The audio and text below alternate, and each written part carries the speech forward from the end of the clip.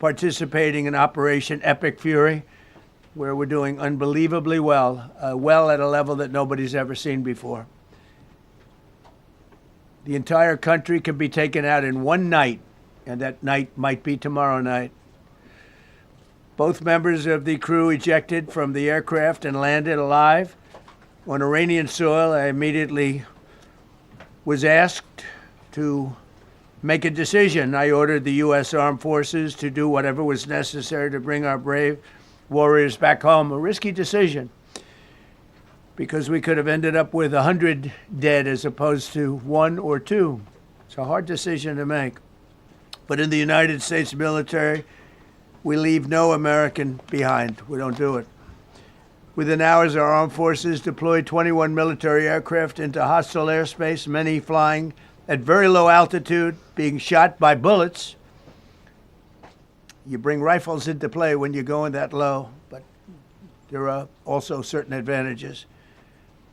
And in broad daylight over Iran for 7 hours, at times facing very, very heavy enemy fire. We have a helicopter that's got a lot of bullets in it. It's amazing.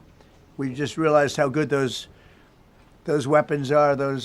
Our machines are. Nobody has the equipment that we have, and nobody has the military that we have. Not even close.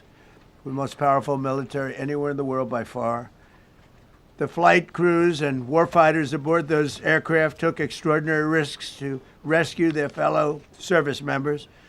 This first wave of search and rescue forces successfully located the pilot of the F-15, and he was extracted from enemy territory by an HH-60 Jolly Green II helicopter. Fabulous machine as our warriors faced gunfire at very close range. It's amazing that when you look at the machinery, what happened, that nobody was even injured. Meanwhile, the second crew member, a weapons system officer, highly respected colonel, had landed a significant distance away from the pilot. When you're going at those speeds, even if you go out 2 or 3 seconds later, it's miles and miles away because you're going fast. He was injured quite badly and stranded in an area teeming with terrorists from the Islamic Revolutionary Guard Corps rough group, as well as besieged militia and local authorities. Many, on top of everything else, they told the communities actually within inside of Iran, the people of Iran, they were given a tremendous incentive to find this pilot. Despite the peril, the officer followed his training and climbed into the treacherous mountain terrain and started climbing toward a higher altitude, something they were trained to do in order to evade capture. They want to always go as far away from the site of the shoot down. You want to go as far away because they all head right to that site. You want to be as far away as you can. And he was injured, and he was an amazing, amazing thing. He scaled cliff faces, bleeding rather profusely, treated his own wounds, and contacted American forces to transmit his location. They have a very sophisticated beeper-type apparatus that is on them at all times. And when they go out on these missions, they make sure they have lots of battery space, and they're in good shape. And this one worked really well, amazingly, saved his life. We immediately mobilized a massive operation to retrieve him from the mountain holdout, and he kept going higher and higher. The mountain kept getting rougher and rougher, and really very, very hard to find. The second rescue mission involved 155 aircraft, including 4 bombers, 64 fighters, 48 refueling tankers, 13 rescue aircraft, and more. We were bringing them all over, and a lot of it was subterfuge. We wanted to have them think he was in a different location because they had a vast military force out there. Thousands of people were looking. So we wanted them to look in different areas, so we were scattered all over like we were right on top of them. We had 7 different locations where they thought, and they were very confused. They said, well, wait a minute, they've got groups here, they've got groups there. It's an amazing thing. I was listening to these great people, these great generals. General Raisin Cain was amazing, and Pete Hegseth was amazing. But I listened to the whole thing. It was pretty amazing. So they had all these different sites where everybody thought he was located. We think we have him over there because they have 9 planes circling a little area that's 25 miles down the coast. So in a breathtaking show of skill and precision, lethality and force, America's military descended on the area, the real area, engaged the enemy, rescued the stranded officer, destroyed all threats, and exited Iranian territory while taking no casualties of any kind. The heroic F-15 weapon system officer had evaded capture on the ground in Iran for almost 48 hours. That's a long time when you're in tough shape and when you're bleeding. It's a long time. When we left, as you probably know, we had 2 large planes, pretty old planes that carried a lot. We needed a lot more equipment going in than coming out, obviously, because going in, we needed to be able to scale mountains, and we had a lot of equipment. But the sand was sandy, wet sand, so we thought there may be a problem taking off because of the weight of the plane, and then we also had all the men jumping back onto the planes, and they got pretty well bogged down, and we had a contingency plan, which was unbelievable, where lighter, faster aircraft came in, and they took them out. We blew up the old planes.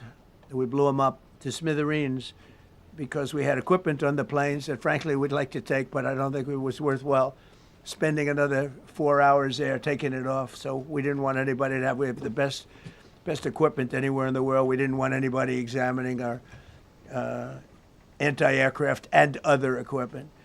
So these were large planes that were old and pretty old, and we blew them up, and we had faster, lighter planes come in, and they were able to land on the sand. We needed the bigger planes because we had so much equipment that we needed. We took 3 helicopters over there, which were very strongly used and couldn't have lived without them. They did, and they performed unbelievably well.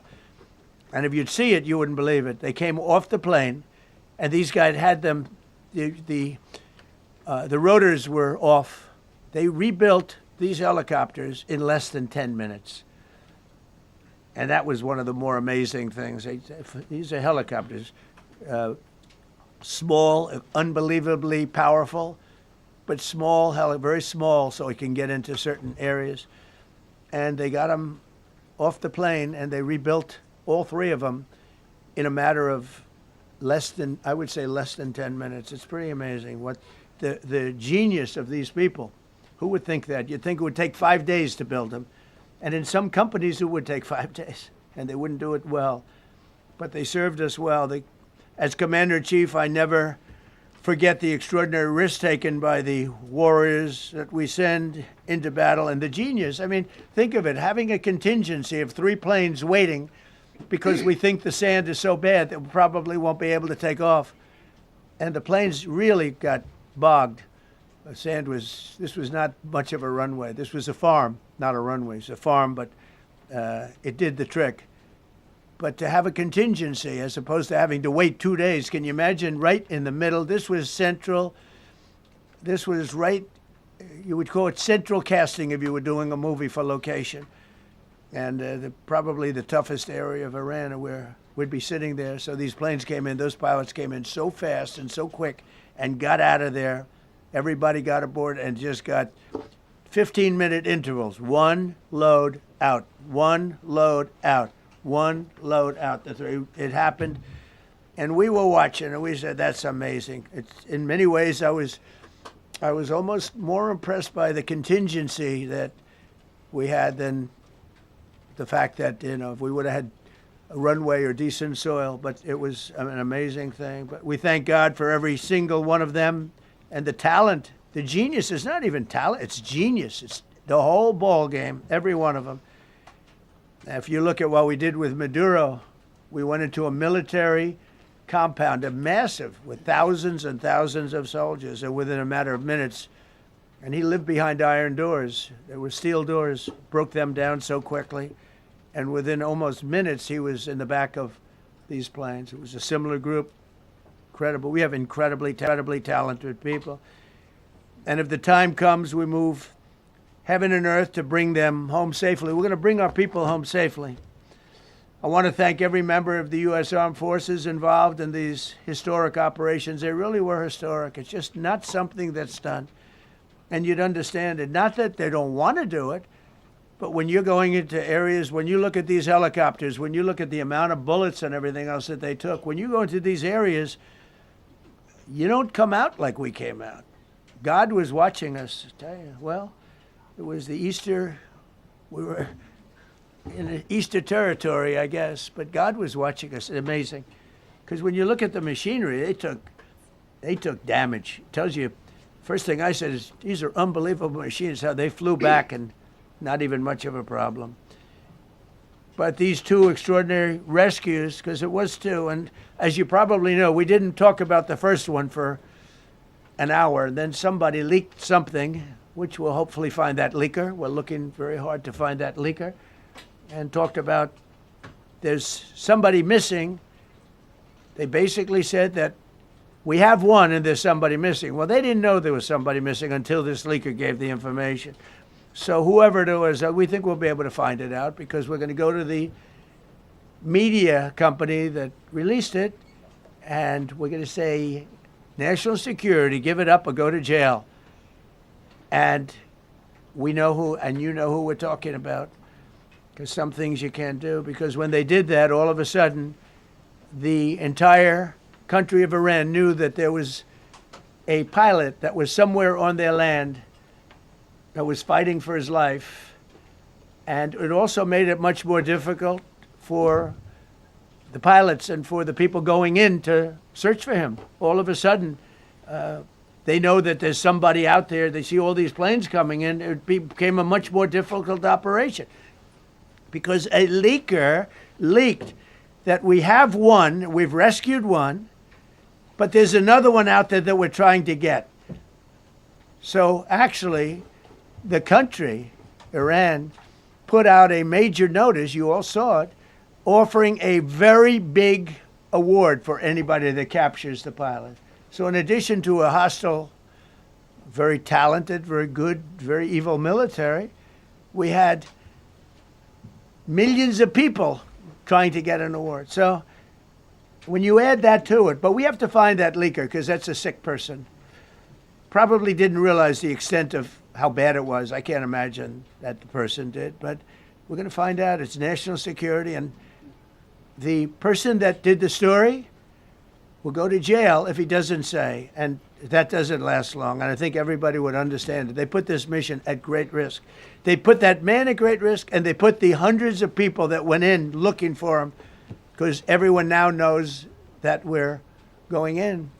Over the past 37 days, America's armed forces have carried out more than 10,000 combat flights over Iran, unheard of, striking more than 13,000 targets. The F-15 we lost last week was the first manned aircraft downed by the enemy in this entire operation with thousands and thousands of flights. They got lucky. It was a lucky hit. You know, eventually you get lucky. But we got lucky too because we got both of them back. But it's a record that is unparalleled in the history of military air operations. Nobody's ever seen anything like it. It's such an honor to be involved with it. We were up late at night, and then we were waiting for those contingent planes to come in, and we say, come on, let's go, get in, because they're waiting out on this farm without a runway, with wet, crummy soil, sand, mostly sand, wet sand, and it eats planes alive. And we're waiting, and we're saying, I hope that one can land and take off. And they came in like magic, boom, boom, boom, one after another. It was like genius. I'm so impressed by that. Because we were a little concerned. We said, boy, if they don't get in and get up fast, we're sitting in them. And that's called Iran Prime, right, General? That's where the whole bet is. And here we are sitting there waiting for a plane, but they came in so fast and so hard, and these guys knew exactly what to. Let's go, come on, get in, let's go. Pwah. They came one right after another, not at the same time. They don't want to come at the same time. They had to come right after each other. They didn't have any room. There was barely any room to land. Tiny little patch of very wet earth and sand. So I'm so proud of the people that I have standing up here with me and many others that worked. I mean, so many. Steve Witkoff's over here. He's doing fantastically. Jared Kushner. But the people that are here, the job they did is amazing. And I think I'm going to introduce the head of the CIA, and he is a man he's central casting, okay? If we cast a movie, he's going to play the head of the CIA. He's one of the few. John Ratcliffe, he did a phenomenal job that night. He did something that I don't know if you want to talk about it. If you want, you can. I'm not sure you're supposed to. I'm not going to talk about it. But the CIA was very responsible for finding this little speck. It's like they used an expression on one of the shows. A general was talking about, it's like finding a needle in a haystack, finding this pilot. And the CIA was unbelievable. And you may, if you can, you'll talk. It might be classified, in which case I'd have to put him in jail if he talks about it. And I don't want to put him in jail.